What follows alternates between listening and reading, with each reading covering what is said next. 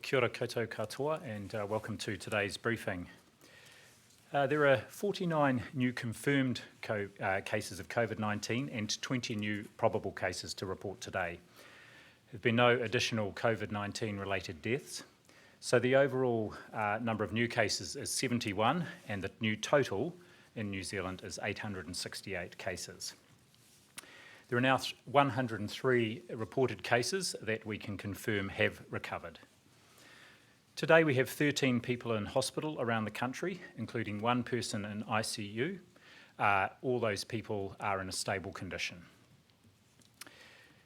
From our lab testing numbers, we can report a 7-day rolling average of tests at just over 2,000 per day, and the total number of lab tests to date is 29,485.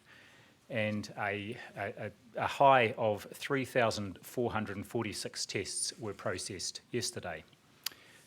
We now have the capacity to do over 5,400 tests each day in New Zealand. For the cases that we have information on, there's still that strong link to overseas travel, although it's just dipped below 50%, it's at 49%, as well as 33% who have links to confirmed cases. So far, we have confirmed community transmission in just 1% of cases, but there is that 17% of cases that are still under investigation, and we would expect many of those to end up being confirmed as community transmission. An update on the clusters. We now have 10 significant clusters, that is more than 10 people who are infected from a single point source, and those are in Napier, Wellington, Hamilton, Auckland, Bluff, Matamata and Waitakere. The three biggest are the clusters in the Marist School in Auckland, that's 59, the Bluff cluster, which involves 53 people, and the Matamata cluster of 49 people. A quick update on community-based assessment centres.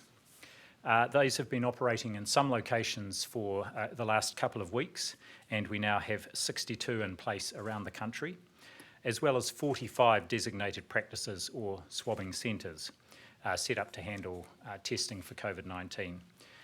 We've asked all DHBs to set up there and start running their CBACs, as they're called, from this weekend, so we know where demand is strongest, and also so that we can just test the processes that those CBACs are running well, and they've got the testing happening and getting the swabs through to the labs nice and efficiently. Just a little on recovered cases, and I was asked yesterday about the definition.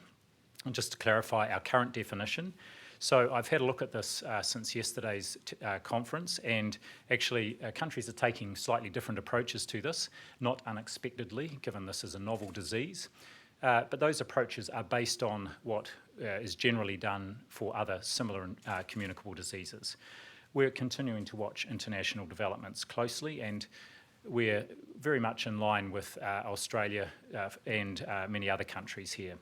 So the current criteria we are using for someone being confirmed as having recovered and being able to be released from isolation is that it is at least 10 days since the onset of their symptoms and at least 48 hours from being symptom-free. That's the advice we have currently from our communicable disease and specialists, and we'll keep that under close watch. In fact, the technical advisory group is meeting again today, and we'll be reviewing that.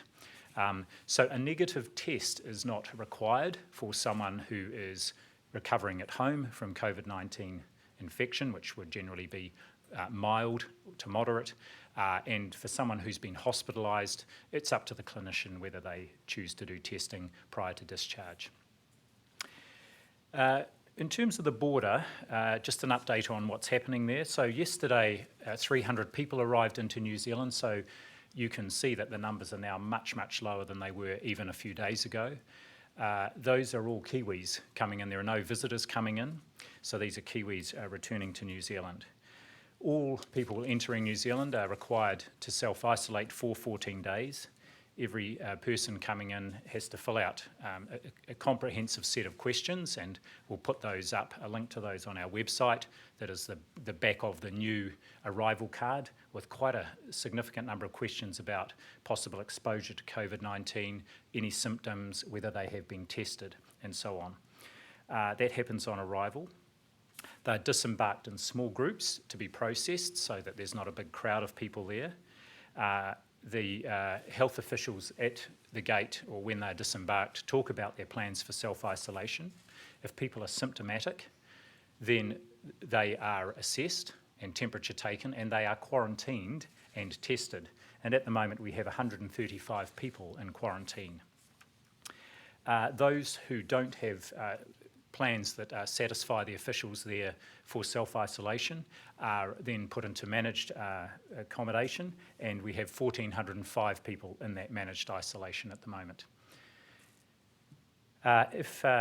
If someone does have a good plan, then they are required to go into self-isolation according to that plan, to travel to their home and to do that. Just a word then on primary care. Yesterday the Minister announced funding for primary care, including both general practice and pharmacy in the community, and I just want to acknowledge the frontline role of our primary care practitioners, both in general practice, those who are working in CBACs, and of course our pharmacists as well. They are playing a key role in both assessing and identifying and testing people for COVID-19. So the announcement by the Minister yesterday was for $30 million, of which $15 million is going into general practice and $15 million into pharmacy. So just to give you a feel for what that means for general practices, a general practice with about 5,000 people registered would receive around $12,000 as an upfront payment. If it was a high needs practice, that would be $22,000. In addition, practices are eligible for the wage subsidy scheme, and we are doing further urgent work on funding for primary care for general practice to ensure they are financially sustainable, and that we will be providing advice to ministers in coming days. So just again to acknowledge the role of primary care, a significant role there. They are working at the front line while our hospitals prepare. At the moment we have a small number of people who are or have been hospitalised, so most of that care is happening out in the community. And finally, I just want to finish with today some information in today's WHO situation report update, which has got a very good summary of the current evidence around transmission of COVID-19. Just a few of the excerpts from that, and we will put a link to this on our website as well. So first of all, symptomatic transmission. So the data from the published epidemiological and virological studies provide evidence that COVID-19 is clearly primarily transmitted from symptomatic people to others who are in close contact via respiratory droplets, by direct contact with each other, or by contact with contaminated objects and surfaces. It seems that people are most infectious early on in the infection, that may be before or just as they are developing symptoms, and for the first 2 or 3 days. The average time before people develop symptoms after they have come in contact with the virus is around 5 to 6 days. There's been a lot of speculation and some studies published around pre-symptomatic transmission.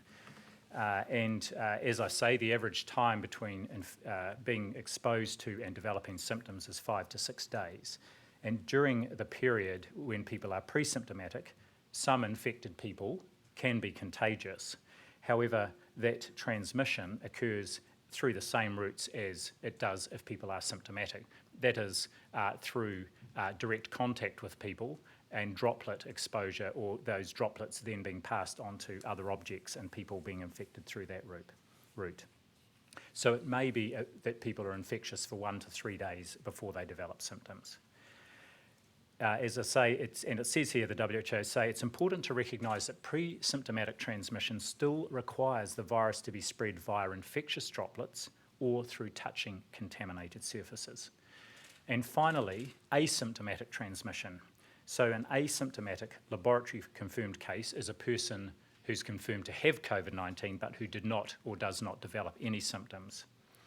There are very few reports of laboratory-confirmed cases of people who are truly asymptomatic, and to date, there are no documented cases of asymptomatic transmission.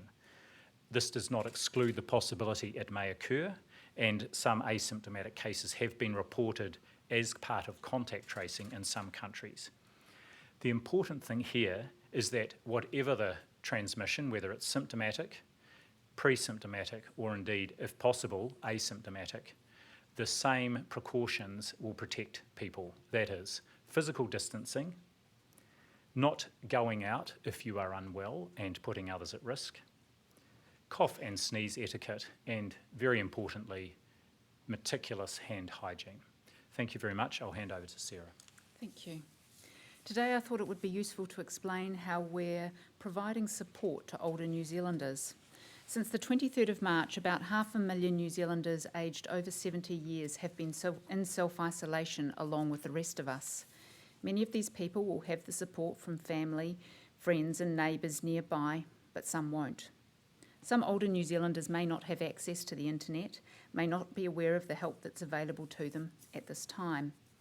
From the 30th of March, check-in calls started as part of a response supported by the Ministry of Social Development Regional Commissioners. They're coordinating through their local networks to make these check-in calls. We also know that people from community organisations and volunteers from senior networks are also providing support. The calls are starting with a smaller group of older New Zealanders who may not be receiving information on where to get the help that they need. Many people contacted so far have reported that they appreciated the call, and that the large majority also reported that they already had all the support that they needed and were coping well. Referrals for service are being made, and in some cases where people have asked, follow-up calls are being scheduled. The network of calls to check in on people will widen to include other older people with high needs. Also, an email has been sent to 324,000 seniors, assuring them that their payments would continue as usual and ensuring they knew that their winter energy payment would be doubled for this year. The Super Senior newsletter, a special COVID-19 edition, has also gone out to this group, full of information to support their health and well-being, point them to where they can get help and information, and to assure them that they're not in this situation alone. If concerns are raised, they are being referred to the local Civil Defence Emergency Management Group to provide assistance.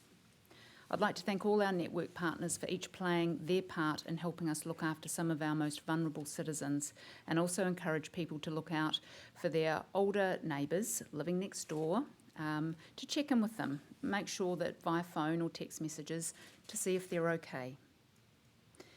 I just want to talk about volunteering.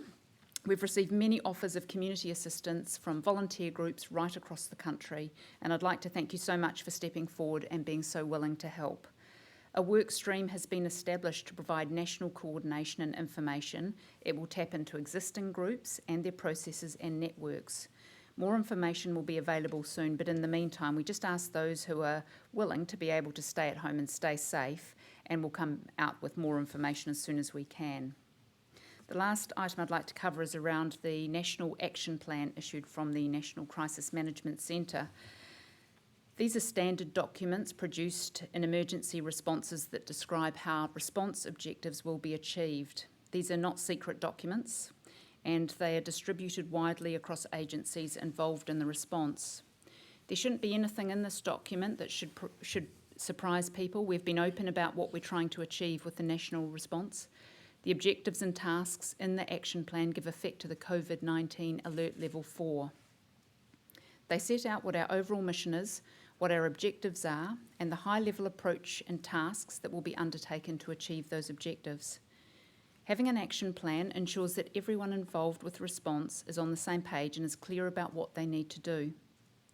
The National Action Plan, number 2, for the COVID-19 response, also had attached to it the National Action Plan number 1 as a summary, was sent out on Wednesday. It focused on the Level 4 alert, replacing that number 1 version of the National Action Plan that outlined initial actions before the alert level was raised. The term eliminate in the document referred to the alert level 4, eliminate. This is a COVID-19 suppression strategy that aims to ensure that the health system capacity is not exceeded by preventing widespread outbreaks. The National Action Plan will be published on the COVID-19 website today. And finally, as we head into our second weekend in lockdown, I can't reiterate enough the importance of staying home to save lives. We're all in this together. Do get outdoors for some fresh air and exercise, but stay local. Travel should be restricted to those essential travel and for people to buy food or medical supplies. Thank you to everyone for everything you're doing to make sure that we're able to unite against COVID-19. Thank you. Can I ask about the Bluff cluster? The numbers there have gone up quite a lot in the last couple of days. What was that event that centred around it, and are you concerned by the rise in those numbers? The event was a wedding, and I think the numbers are going up, but what that represents is that all the close contacts have been identified, they've been self-isolated and been tested if they become symptomatic. So I think it's good that we are finding those cases, because then we can take appropriate action. Are hospital beds or temporary medical centres being built inside shipping containers? Not that I know of at the moment. We have, with our hospitals having freed up capacity by stopping elective surgery, they have got a lot of space there, and I know that they are looking at all the options. Now, some of those may involve using shipping containers for some elements of what they need to do, but I don't know of any at the moment that are using shipping containers. How many of those would you look at using if you did try to move into those types of makeshift hospital spaces or hospital beds? What would they look like? Well, it would depend on the location, remembering that the first choice is, of course, to use our existing hospital space. And many of our hospital buildings have space that is currently being used for offices that can be converted. For example, at the Hutt Valley Hospital, they've opened up what was the old ICU, had been used for office space for several years, to become a spillover for additional ICU capacity if needed.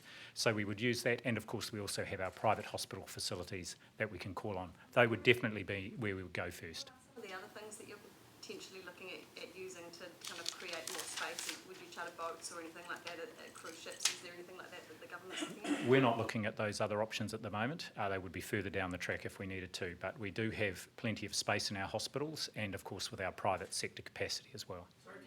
Sorry to do this. Can I just confirm the numbers at the beginning? So you said there were 49 new cases and 20 new probable cases? 49 new confirmed and 22 new probable. 22. Yes, correct. So a total of 71 new cases to report. The National Action Plan, does that include targets, and will we be able to use those in order to make a determination of when we step back from level 4? So I think that's a separate piece of work that's being developed, is around that. How do we move between the different levels, and that's based on the public health advice. This is really saying what are the actions that need to be taken in order to give effect to where we are now in level 4, and it's trying to make sure there's a real consistency with all of the agencies involved in the response effort. So it's acknowledging what the actions are now rather than being future focused about what might end up happening. Able to provide more detail on who's working on the other action plan then about transitioning from levels? Who's working on that, and when can we expect to see that? I don't have a time frame for that, but it's being done as part of the all-of-government leadership team for the response. Can you please clarify the buddy system for people living on their own? Some people are unsure whether they're allowed to form a small bubble with another person or another household, and if they are allowed to, whether they have to sleep there or if they can sleep in their own home. I'll hand that to Ashley. So my understanding of the advice is that you can have a bubble that involves more than one house, but not more than 2 houses. And I saw a story yesterday about someone who had arranged a bubble with 2 other single friends, but the application of it was actually they should just have a bubble with one other household, and I think that's the important principle. Has the Ministry had any concerns passed on to it about patients with suspected COVID being refused transport by ambulance services on the basis of them trying to protect their staff? I haven't had any reports of that, no. Excuse me. What I can say is I understand that our ambulance services, in line with international best practice, if someone potentially requires resuscitation and they are a confirmed COVID-19 case, then they wouldn't perform resuscitation because that's an aerosol generating procedure, and that's in line with what's happening globally. Ambulance services have been utilised much in terms of the COVID cases that are in hospital. Do you know how much contact ambulance services have had with COVID cases? I don't know, but I do know that our ambulance services have got access to protective equipment if they need to, the full suite of protective equipment, so they would be able to transport people safely. The College of GPs have called for an emergency cash injection from the government, saying that some GPs are working for free and others are being laid off. Is this being considered at all by the government? So there was the announcement that the Minister made yesterday of a cash injection, an upfront cash injection, and that is to assist with, first of all, their preparation and delivery of COVID-19 specific activities, but also the costs associated with transitioning to providing virtual consults. And there is further work underway about ensuring revenue streams to primary care, given that two of their significant revenue streams, patient co-payments and ACC payments, have dropped away quite a lot. So yes, that work is actively happening with primary care leaders involved in it. And the college is also asking for the deadline for priority groups such as over 65s to get the flu vaccine deadline extended until the end of April. Is this being considered? It's been considered. What we are focusing our flu vaccination campaign on, at least until the middle of April, is getting those high needs priority groups, the ones that are publicly funded, over 65s, people with pre-existing conditions, pregnant women, and children who have got pre-existing respiratory problems. That's a question. Where are things at with repurposing ventilators? At the moment, we're not having to repurpose ventilators. We have 533 available in the public system. We are also just working out arrangements with the private sector to be able to access theirs, and there will be an announcement about those shortly. And we are finalising some orders. Actually, we've got orders finalised. We're just finalising the dates for arrival of additional new ventilators from overseas, and there'll be another announcement about that when the delivery dates are confirmed. If health workers are feeling unsafe, should they be allowed to use their own PPE gear? Well, I would hope that they don't have to use their own PPE gear. The guidance around when they do and don't need to use PPE is very clear. What we have done, of course, this week has made sure there is enough PPE available in our hospitals or on the front line for people to use it if they feel they need, particularly a mask, to feel safe in the situation they're in. Can they use as much PPE as they like over and above the guidelines if they do feel at risk? Well, PPE, we've got very good stocks and very good supplies coming, but nothing is an infinite resource. So it needs to be used appropriately, that is safely, and it also needs to be used wisely, just like any of our healthcare resources. If they're sourcing it themselves and it doesn't come out of the national If they're sourcing it themselves, then that's up to them. But again, what I would encourage anyone using PPE is to use it properly, because it is not, it needs to be done in conjunction with those other health and safety measures, particularly hand washing. In your mind, could excessive use of PPE cause anxiety or panic to other people? I think it just needs to be used appropriately. I'll just leave it at that. Just back on your vet's question. Can I go to the question? A woman who was symptomatic, and she'd recently travelled to Australia, she was refused a test both from her GP and from a testing centre. Should that be happening? Well, I can't comment on the experience of individuals, but I do have confidence in our clinicians at the front line. They're the ones making the assessment, and they would know whether a test was indicated or not. You'll be aware, of course, that the testing criteria have been widened this week, and I think we've seen the result of that. We did see 3,446 tests undertaken yesterday, quite a bit higher than the previous daily high point, so that's good. We want to be testing and finding these cases, but I don't want to second guess the judgment of clinicians who are seeing people. GPs are still telling us, though, that they aren't getting enough of these tests. Is it flowing through, this widened testing criteria? I think the criteria are flowing through that in terms of when people are able to test or order a test. One of the areas I know there has been some isolated issues around is access to the swabs, and so we're working on making sure that those are distributed. We have plenty of swabs, but we just want to make sure that those are distributed out to where they're needed. There might be the occasional disruption in supply, but we can address that quickly. We're working on that. Just on the testing, why is it that we're still now more than 1,000 short on reaching the daily capacity? Is it because of these issues, or is it because we're not seeing enough people through the door with symptoms that need testing? I'd say it's the other way around. I would say it's because we have done an excellent job in ensuring we have sufficient capacity, and we keep increasing that. So our capacity now is really amongst the leading countries in the world in terms of our per capita capacity, and we want to make sure that capacity remains ahead of the testing we need for diagnosis, because we want to be able to use some of it for surveillance as well to help us inform decisions around movement between the different alert levels. So I would say the speed with which we have been able to increase our testing capacity is is reflected in that gap between actual testing and the capacity. Surely we should be testing as much as possible, and we've never once met the quota, even when the capacity wasn't ramping up as significantly. So our testing has continued to increase, and remembering that 2 weeks ago we didn't need to test as much because there wasn't as much infection in the country, and there wasn't as many close contacts to test. So many of those people being tested now will be close contacts who might be developing symptoms. That's why we've seen these clusters and quite a few cases being diagnosed. I think, again, just to reiterate, we have very good testing capacity. It's spread around the country. It's not reliant on a single platform, and our testing criteria are now broad. In fact, they are as broad as pretty much any other country, and so we want to keep finding those cases and ensure we have capacity to do surveillance testing as well. Last question. From Iceland has shown that 50% of people are asymptomatic. Sorry, I'll take this question and then the one at the back.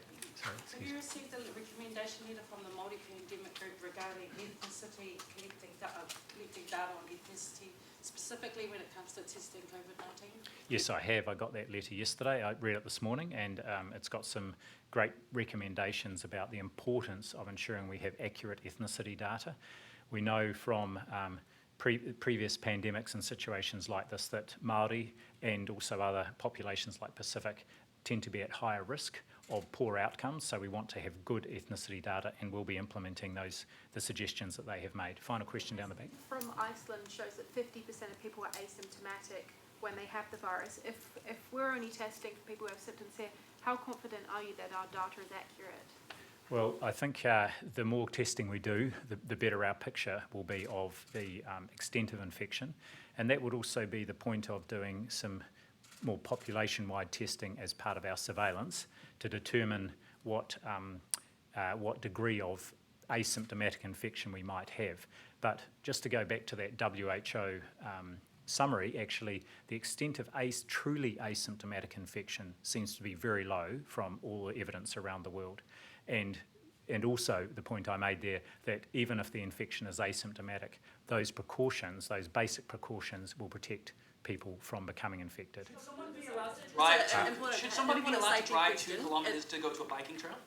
I think anyone who is undertaking physical activity, which is important for both mental and physical well-being, and you've heard me say here before, I think cycling in particular is a great activity. Anyone should do so safely and locally. Final question. If there's inherent risk, though, that could, and mountain biking is inherently risky, and you could end up pulling out search and rescue volunteers from lockdown, should mountain biking be allowed? Oh, look, any physical activity should be done safely and locally. I think I can reiterate that point. Thank you very much. We'll see you tomorrow.